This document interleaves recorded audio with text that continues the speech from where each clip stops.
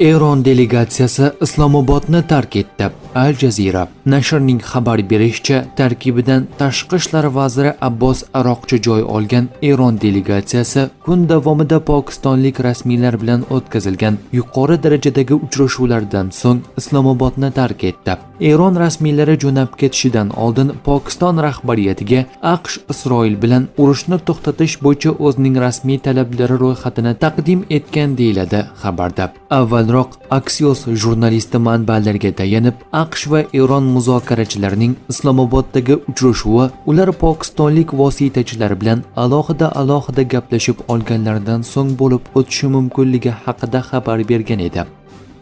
Moskva hamda Moskva viloyatidagi va Sankt-Peterburgdagi hamyurtlarimizga 10 yillik tajribaga ega ishonchli hujjat xizmatlarini tavsiya qilamiz.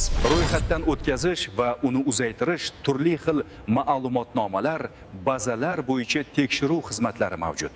Muhim eslatma, Amina ilovasi to'liq ishlamayotgani sababli ro'yxatdan o'ta olmaganlar ushbu xizmatdan foydalanishlari mumkin. Hozirning o'zida ekrandagi raqamga qo'ng'iroq qiling yoki Telegram, Imo va WhatsApp orqali yozing. AQSh Eronga qarshi urush xarajatlari 61 milliard dollardan oshdi. 55 kun ichida AQShning Eronga qarshi urushga sarflagan xarajatlari 61 milliard dollardan oshdi. O'rtacha hisobda operatsiya har soniyada taxminan 11,5 ming dollarga tushmoqda. Eron harbiylari AQShning harakatlarini qaroqchilik deb atadi va javob berishga va'da berdi. Agar bosqinchi AQSh qo'shinlari mintaqadagi blokada, bantizm va qaroqchilikni davom ettirsa, ular Eronning qudratli qurolli kuchlari tomonidan javob qaytarilishiga ishonchlari komil bo'lishi kerak deyiladi. Xotam al-Anbiyo markaziy qo'mondonligi bayonotida. Pezeshkian eronliklarni elektr energiyasini tejashga chaqirdi. Eron prezidenti Masud Pezeshkian Amerika va Isroilning zarbalari mamlakat energetika infratuzilmasiga zarar yetkazganidan so'ng aholini elektr energiyasi iste'molini kamaytirishga chaqirdi. Bizga hozir qurbonlik qilish uchun odamlar kerak emas, lekin biz iste'molni nazorat qilishimiz kerak. Uyda 10 ta lampochkani yoqish o'rniga 2 tadan foydalaning. Buning nimasi yomon, dedi Pezeshkian. Eron internet kabellarini uzib qo'yish bilan tahdid qilmoqda. Eronning Tasnim axborot agentligi Hormuz bo'g'ozi tubidan o'tgan suv osti kabellari xaritasini e'lon qilib, mintaqadagi arab davlatlarini raqamli halokatdan ogohlantirdi. Xabarda aytilishicha, agar ushbu kabellar qasddan shikastlansa, Fors ko'rfazi mamlakatlari internet va global aloqadan butunlay uzilib qolishi mumkin. Bugungi kunda dunyodagi ma'lumotlar trafigining 15% ayni shu hudud orqali o'tadi.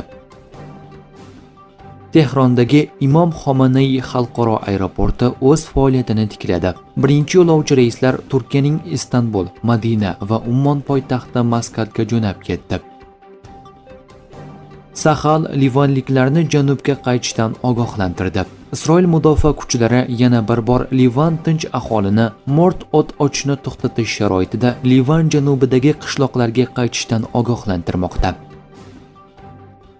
Bizga ochiq urush e'lon qilingan. Lavrov. Rossiya tashqi ishlar vaziri Sergey Lavrovning aytishicha, G'arb Rossiyaga strategik mag'lubiyat yetkazishga intilmoqda va Ukrainadan vosita sifatida foydalanmoqda. Kiyev rejimi kamon uchi sifatida ishlatilmoqda. G'arb qurollari, razvedka ma'lumotlari, sun'iy yo'ldosh axboroti va tayyorgarliksiz u butunlay ojiz bo'lardi, degan Lavrov. Uning ta'kidlashicha, G'arb bilan tinch yashash haqidagi illyuziyalar endi butunlay yo'qolgan.